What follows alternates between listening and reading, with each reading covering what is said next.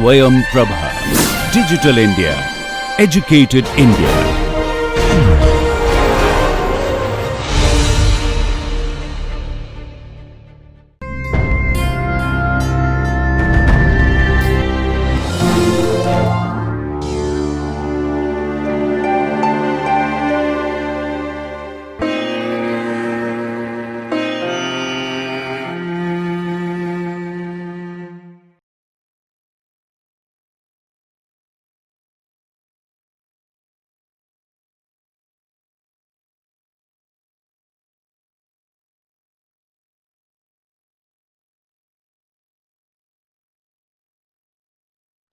Welcome, dear students, in our series of a lecture on packaging under the pharmaceutical production technologies.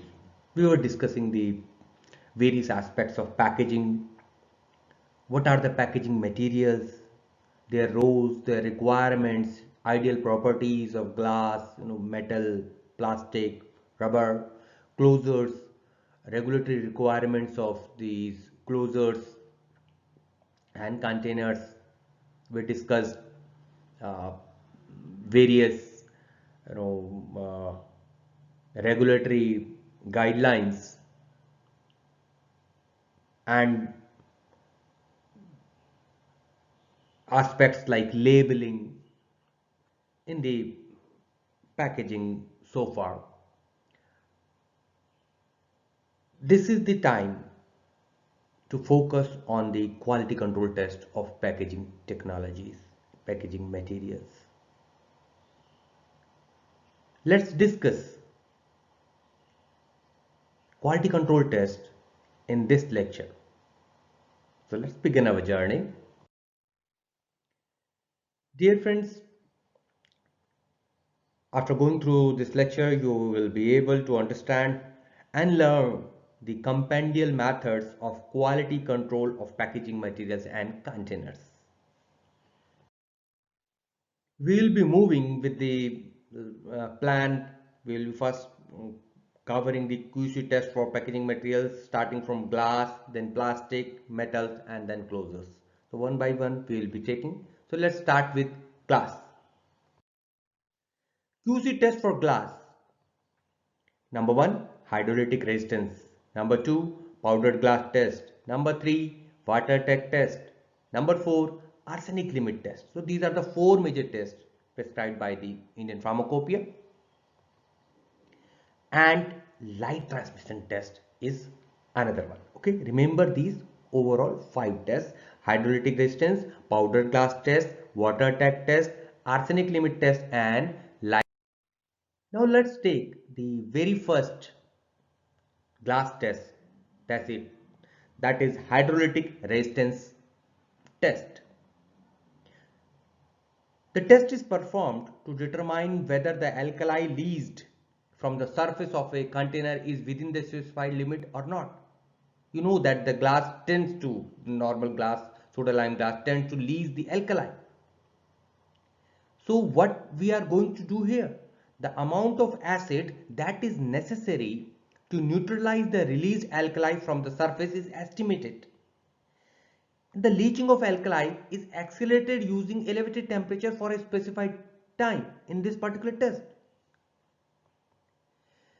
Endpoint indicator used here is methyl red, which is used in the acid base titration.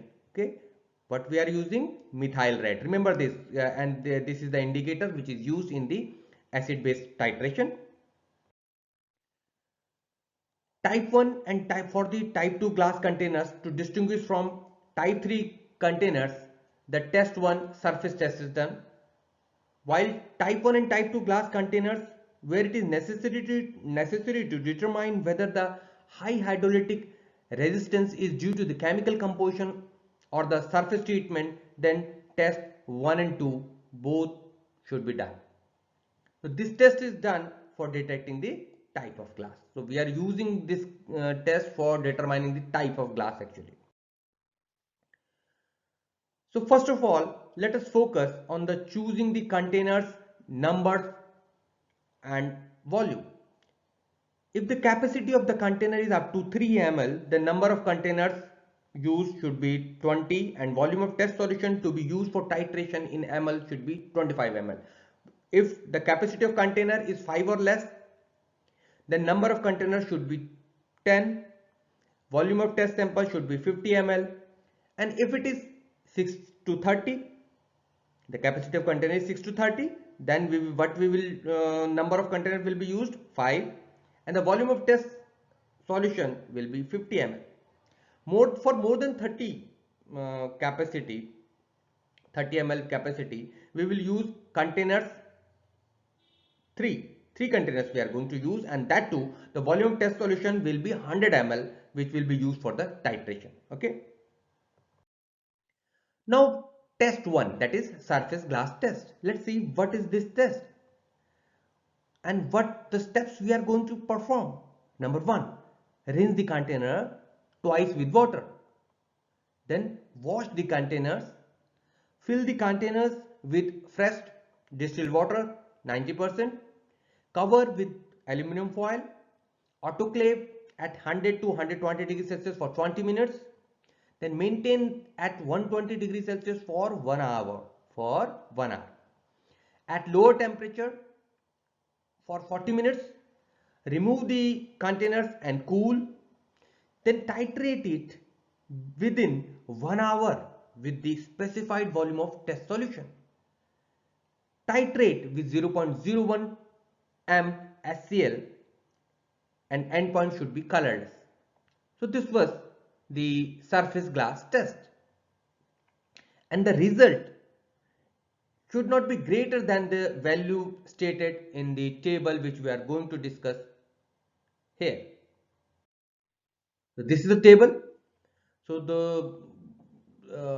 the maximum volume of 0.01 m SCl hydrochloric acid per 100 ml of test solution is given, mentioned for type 1 and type 1, type 2 and type 3 glass. For type 1 and type 2 glass, this column is giving the ml, the volume of 0.01 m SCl, while for type 3 glass this column is giving. So for not more than 1, if the capacity of container is not more than 1 ml, okay, corresponding to 90% average overflow volume ml, not more than 1, then type 1 and type 2, for type 1 and type 2 this limit should be 2 ml, for type 3 20 ml, for more than 1 but not more than 2, 1.8 and 17.6 corresponding for type 1, type 2 and type 3. Okay.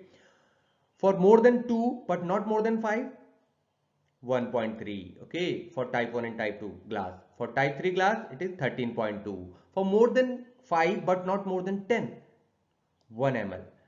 For type 3 glass 10.2 ml. For between 10 to 20, you can say more than 10 but not more than 20. The first for type 1 and type 2 glass it would be 0.8 ml, while for type 3 glass it would be 8.1 ml. Okay. Then for 20 to 50, more than 20, less than 50, 0.6 and 6.1.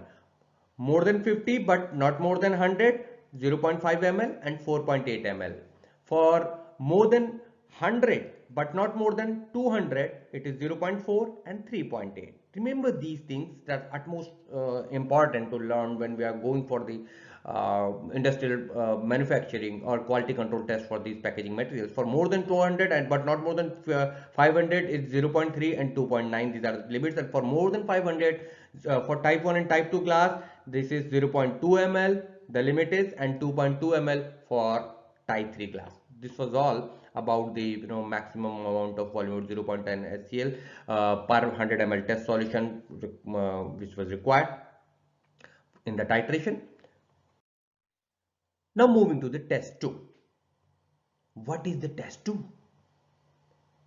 You have to rinse the container twice with water and with 4% volume of solution of hydrofluoric acid HF.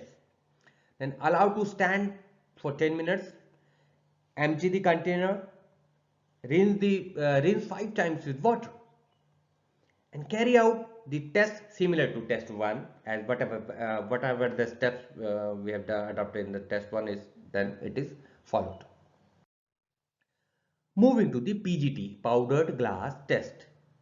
To estimate the amount of alkali released from the powdered glass at the elevated temperature is called powdered glass test. What we are doing the same thing what we have done in the hydrolytic resistance, but what we are doing, we are powdering the glass. First it is crushed, powdered, and at elevated temperature the estimated amount of alkali released is this estimation is done.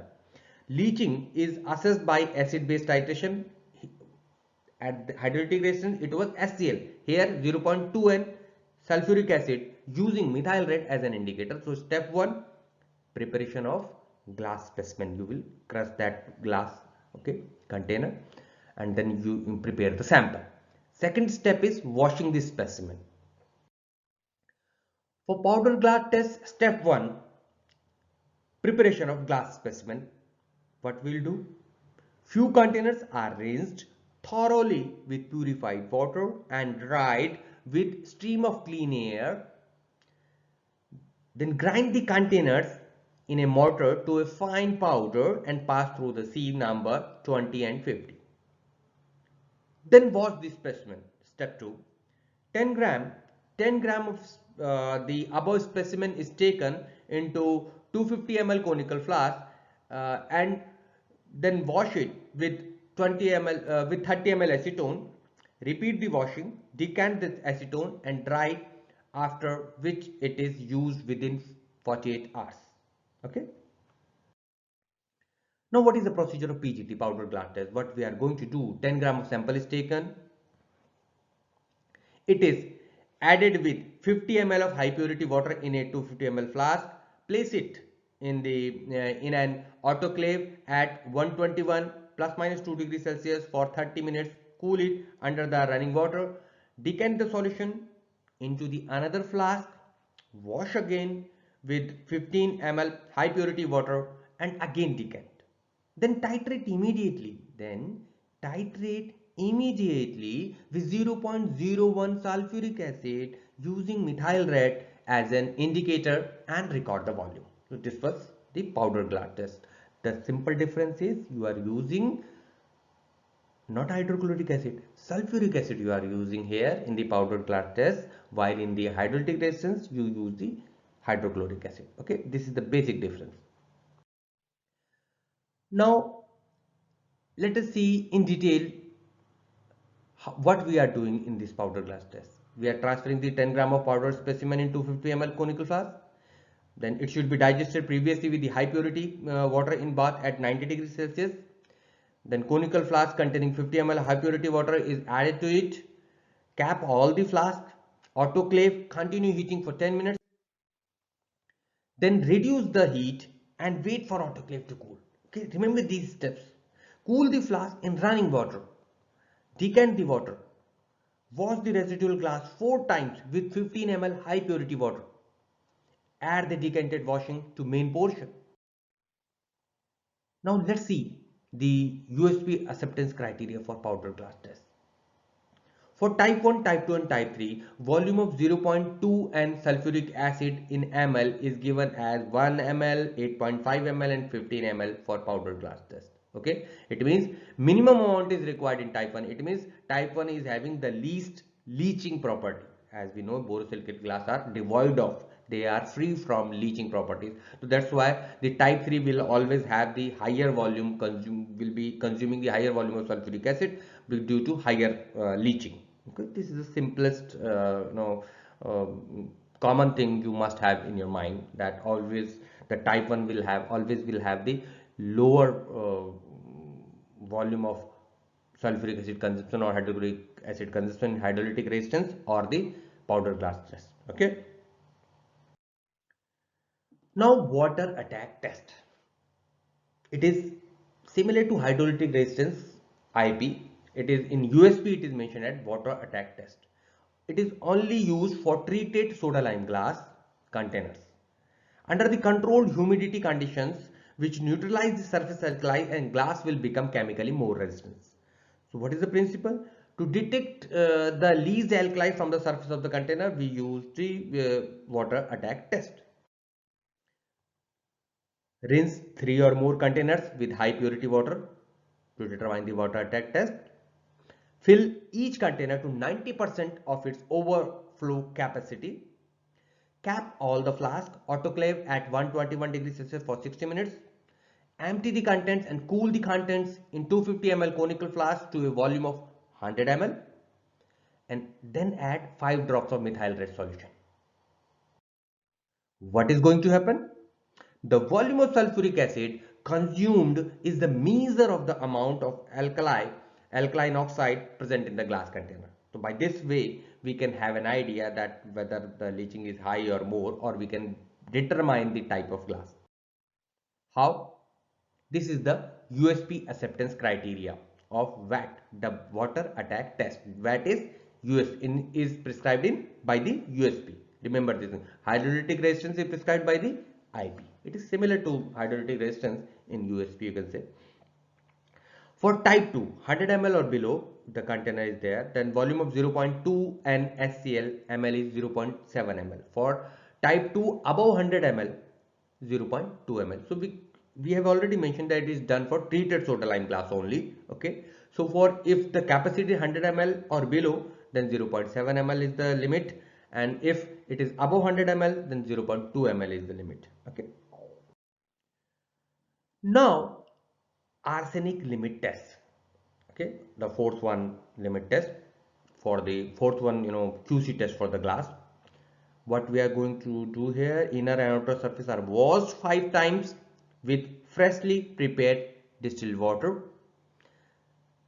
Then prepare 50 ml using adequate number of test solution. Pipette out 10 ml of test solution from combined content of ampoule into the flask. Add 10 ml of nitric acid HNO3. Evaporate that to dryness on water bath, and add the residue in an oven at 130 degrees Celsius for 30 minutes. Okay. Cool. Add 2 hydrazine molybdate reagent to dissolve. Heat under reflux on water bath for 20 minutes. Then cool to room temperature. Then determine the absorbance of reducing substance at 840 nanometer using hydrazine molybdate reagent as a blank. So this was all about the arsenic test. This is standard arsenic limit test. Now we are moving to the light transmission test. This is the last glass test which we perform. Maximum percent of light transmission at any wavelength between 290 to 450 nanometer is determined in this test. Information provided to patient may include identification number for dispensing records, name, strength and quantity, storage instructions, direction for use, name and address for the dispensers. So these are some of the information which must be shared. Now moving to the thermal shock test.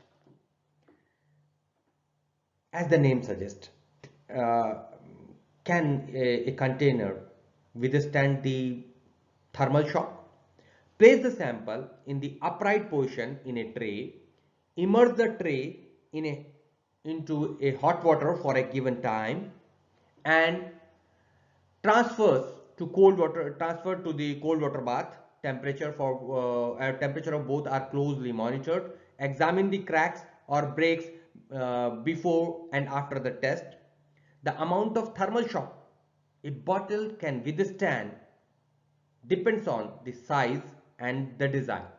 Small bottles withstand a temperature differential of 60 to 80 degrees Celsius, while the large bottles can withstand only up to 30 to 40 degrees Celsius.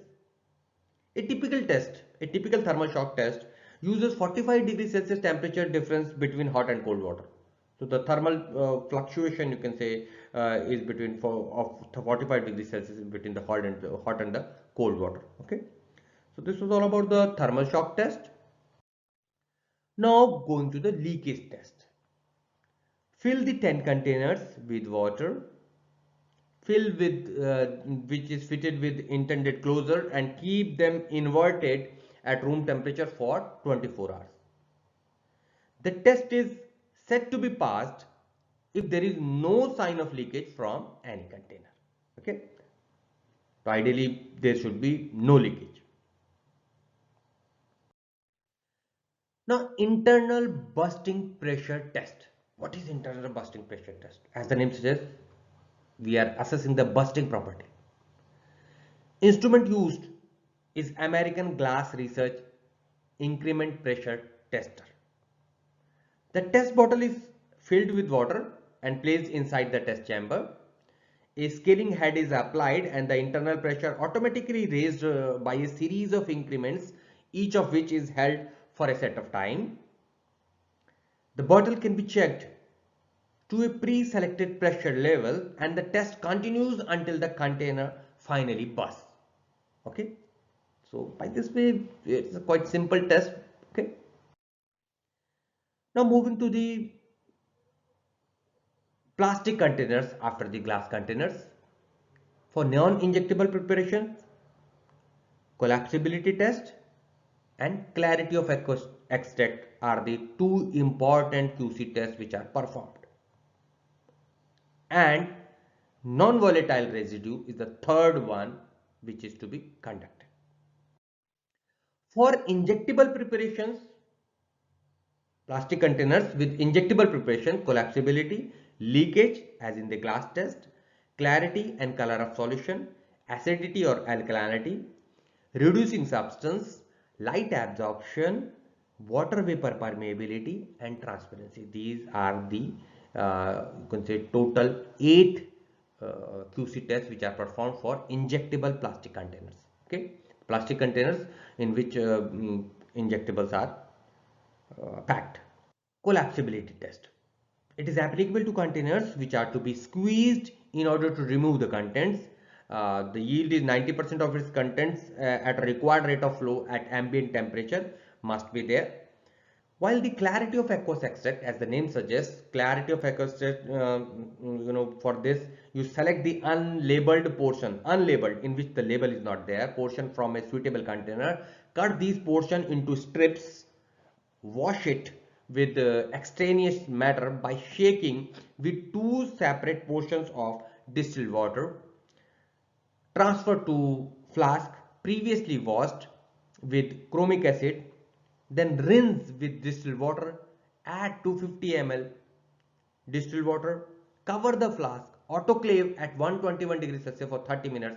You will find colorless and free from turbidity. The clarity must be there in the aqueous extract. Okay, this was all about the clarity of aqueous extract. Now clarity and color of solution. Solution S is clear and is colorless. What is solution S? Fill a container to its nominal capacity with water and close it, if possible using the usual means of closure. Otherwise close using a sheet or pure aluminum. Heat in an autoclave so that the temperature of 121 degrees Celsius can be reached within 20-30 minutes and maintain at this temperature for at least half an hour. If heating at 120 degrees Celsius leads to deterioration of the container, heat at 100 degree for 2 hours. Use solution S within 4 hours of preparation. Okay. What is blank? Here, prepare a blank by heating water in a borosilicate glass closed by a sheet of pure aluminum at the temperature and for the time used for the preparation of the solution S. So blank will be prepared like this. For the non-volatile residue, evaporate the 100 ml of extract obtained in the test for clarity of aqueous extract to dryness and dry to constant weight at 105 degrees Celsius. The residue weighs not more than 12.5 milligram. So what is the limit? 12.5 milligram for that particular residue, that non-volatile residue. Now we are moving for the next parameter of quality control, that is acidity or alkalinity. To a volume of solution S corresponding to 4% of the nominal capacity of the container, add 0.1 ml of phenolphthalein solution.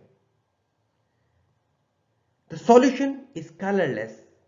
Add 0.4 ml of 0.01 m sodium hydroxide. The solution is pink.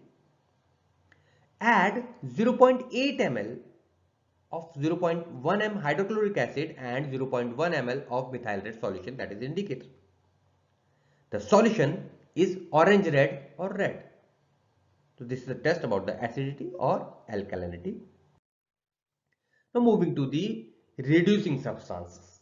What are the reducing substances? How we can determine them? To 20 ml of solution S, the sample preparation solution S we have prepared, add 1 ml of dilute sulfuric acid and 20 ml of 0.02 m potassium permanganate. Boil it for 3 minutes, cool immediately. Then add 1 gram of potassium iodide and titrate immediately with 0.01 m sodium thiosulfate using 0.25 ml of starch solution as indicator. Carry out this titration using 20 ml of the blank prepared as described under solution S. Okay. The difference between the titration volume should not be more than 1.5 ml. 1.5 ml. Okay, the difference. Light absorption test. The light absorption should be in the range of 230 nanometer to 360 nanometer of solution S using a blank prepared as described under solution S is not more than 0.2. So 0.2 is the limit for the light absorption. Okay. Now moving to the water vapor permeability. This property is very important with respect to the containers. Fill 5 containers with nominal volume of water and heat seal the bottle with aluminum foil. Then weigh accurately each container and allow to stand for 14 days at humidity of 60 plus minus 5% RH at 20 degrees Celsius, 20 and 25 degrees Celsius. Okay. Reweigh the container. Loss in weight in each container is not more than 0.2%. So 0.2% is the limit for the water vapor permeability. Now transparency test. What is the transparency test? In this test, standard suspension preparation is prepared by 1 gram of hydrazine sulfate in 100 ml water and set aside for 6 hours. Then take 25 ml of this solution and 25 ml of 10% weight by volume hexamine and stand for 24 hours. Test solution preparation is done by sample is prepared by 16-fold dilution. 16-fold, remember 16-fold dilution of the standard suspension. So standard preparation we have prepared in the step 1, then the test solution is prepared by 16-fold dilution of the standard suspension. Then fill 5 containers. Cloudiness detectable when compared to water filled containers. So we can compare the cloudiness. So this way transparency can be compared with respect to standard and the test solution. Absorbance is measured at 640 nanometer and the range is within 0.37 and 0.43. So it should be within the range of 0.37 and 0.43. So by this way we can estimate the transparency, okay, of the container. Now this was all about the containers. Now slowly we have entered into the closures, quality control of closures. So let's see what are the quality control tests of closures. Sterility, fragmentation, self-sealability, pH of the aqueous extract, light absorption test, reducing substances, and residual evaporation. These are the major quality control tests of closures. Preparation of sample is a common step. You will have to prepare a solution A. How? Wash the closures in 0.2% weight by volume of anionic surfactant for 5 minutes. Rinse 5 times with distilled water and add 200 ml of water and is subjected to autoclave at 119 to 123 degrees Celsius for 20-30 minutes, covering with aluminum foil, and then cool and separate the solution from closure. This is the solution A. So now you have got the solution A and it will be used again and again in the quality control test. So how preparation of sample is done. So we have washed the closures with 0.2% weight by volume of anionic surfactant. Remember this step 1. I'm just recalling it for you, so because solution is very much important. Step 2, what we did, rinsed it for 5 times with distilled water and added the 200 ml. In step 3, further we will autoclave at 119 to 123 Celsius for 30 minutes. Then allow to cool and separate solution from closure. So this is the solution A we have got. Remember, this is very important to prepare the solution A very firstly before going for the quality control test for closures.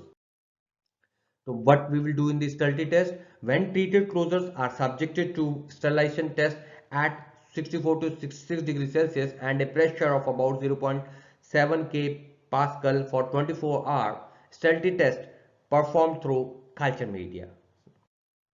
What is the fragmentation test? Take 12 clean vials and place closures containing 4 ml of water. Allow to stand for 16 hours. Use hypodermic needle to inject 1 ml of water into the vial and remove 1 ml of air. So you are adding 1 ml of water and removing the 1 ml of air. So pass the water present in the vial through a filter with pore size of 0.5 micron. Carry this operation for 4 times with the new needle each time. What is the limit? So number of fragments should not be more than 15. And in case of butyl rubber, it should not be more than 10. Okay. Now moving to the self-sealability. Now what is self-sealability? It is applicable for the closures which are intended to be used with water. What we are going to do, first of all, fill the 10 vials with nominal volume of water, place the closures, pierce the cap for 10 times at different sites with hypodermic needle, immerse the vials in the 0.1% weight by volume solution of methylene blue under pressure, keep the container immersed for 30 minutes, wash the vials. None of the vial should contain traces of color solution. Obviously the color solution should not come enter into the vials. So this is the way by which we can assess this self-sealability. pH of aqueous extract. Now this is the another QC test for closure. How we are going to do this? Take 20 ml of sample solution, add 0.1 ml of bromothymol blue and add 0.1 m NaOH till color changes from blue to yellow. So volume required is measured in this case. What is the limit for pH of aqueous extract? Volume of NaOH should not be more than 0.3 ml. Okay, remember this thing, 0.3 ml. It should not be more than 0.3 ml, and volume of HCl should not be more than 0.8 ml. Okay. Light absorption test. What we are going to do in this test? It must be done within 48 hours of preparing solution A. Remember, we have told you how to prepare the solution A for the closure. So it must be done within 4 hours of preparing solution. It is filtered through 0.5 micron filter and its absorption is measured at 220 to 360 nanometer. Blank is done without closures and absorbance is not more than 2. Not more than 2. Now reducing substance. 20 ml of solution A is added with 1 ml of 1 m H2SO4 and 20 ml of 0.02 m KMnO4 and boil it for 3 minutes. Cool and add 1 gram of potassium iodide which is titrated with sodium thiosulfate using starch as an indicator, and the blank titration is done and the difference between titration volume is not more than 0.7 ml. Okay, so this is the limit for reducing substance. Now residue on evaporation. 50 ml of solution A. 50 ml of solution A is evaporated to dryness at 105 degrees Celsius and weigh the residue, and it should not be more than the 4 milligram. It should not be more than 4 milligram. So 4 milligram is the upper limit for the residue on evaporation. Okay. Now moving to the penetrability. Closures must be penetrable by piercing the needle. So to measure the force required to make a hypodermic needle penetrate easily through the closure, with penetrability test is done. It is measured by using piercing machine. The piercing force must not exceed. It must not exceed a stated value. The hypodermic needle can get damaged as a result of undesirable hardness of closure. So closure must be optimally flexible. So you can say in the integrity. It should allow the piercing of needle in a optimum way. Okay, neither too easily nor too hardly. For metallic container, now we have come to the metallic containers. Take 50 empty tubes filled with ointment base, sealed and kept overnight. A metal bacteriological filter assembly fitted with the filter paper and heated to a melting range of ointment base. Now base from all tubes are squeezed at a certain rate and passed through filter under vacuum, and further wash with chloroform and observe for particles. So we can observe the particles after this. So what is the acceptance criteria? Let's see the acceptance criteria here. That particles of 1 mm and above should be not more than 50, particles of 0.5 mm to 1 mm 10, particles 0.2 mm to 0.5 mm 2, and particles less than 0.2 mm must be nil. Okay, total score 62, more than not more than 62 particles should be there. Okay. Now, what is the acceptance limit? For total scores less than 100, test result remark is lot of tube passes the test. If it is less than 100, okay, it passes the test. If it is more than 150, lots of that lot of tubes fails. If it is between 100 and 150, test is repeated again with 50 more tubes. Okay. How we can, this was, now we have done the quality control, we have studied the quality control test of glass, then we studied about the plastic, and then we studied about the closure. Now it is the turn after the metallic containers for the particulate analysis. Now we are going to discuss the quality control of strip and blisters. 3 by 4 of water is poured in desiccator. Strip and blisters are placed inside this desiccator. Apply the vacuum. Strip and blisters are taken out. Wipe the water present at its surface. The content is removed and presence of moisture is checked. If content is not wet, no leakage is there. So blister and strip must be, you can say, it must be waterproof. It should not allow any entry of any water or moisture inside the inside the packaging. It indicates perfect sealing if it is there is no, if the content is not wet. So friends, these are some of the further readings. I recommend Pharmaceutical Packaging Technology by Dean Stevens by Taylor and Francis, one of the best book in packaging technologies, and you can refer depending on the availability of books in your library and in your e-library. So do study the state-of-the-art books for enhancing your knowledge. So friends, we have reached to the end of this lecture. We know that packaging material science or packaging technology is a parallel industry in any industry, not only in just pharma industry. To develop a new package is more cost effective than developing a new molecule, developing a new API, developing a new dosage form. So if we can innovate in the packaging, it is going to add up with the value of your product. first thing we discuss in this packaging technology.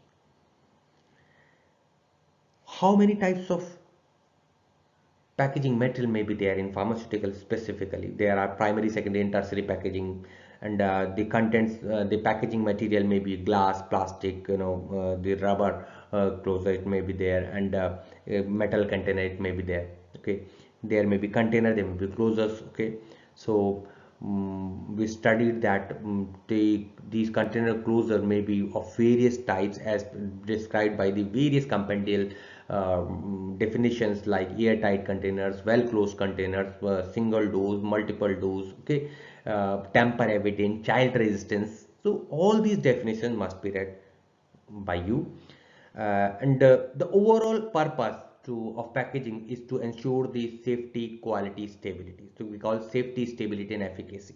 So uh, requires packaging is rather again in art as well as science. You will have to to put all your efforts and see that what are the see the stability aspect with respect to the ICH guidelines for the packaging materials also, not only just for the APIs. Okay, so remember the ICH guidelines which we have discussed, and various stability parameters guidelines which can be performed as per the compendial and non-compendial prescriptions.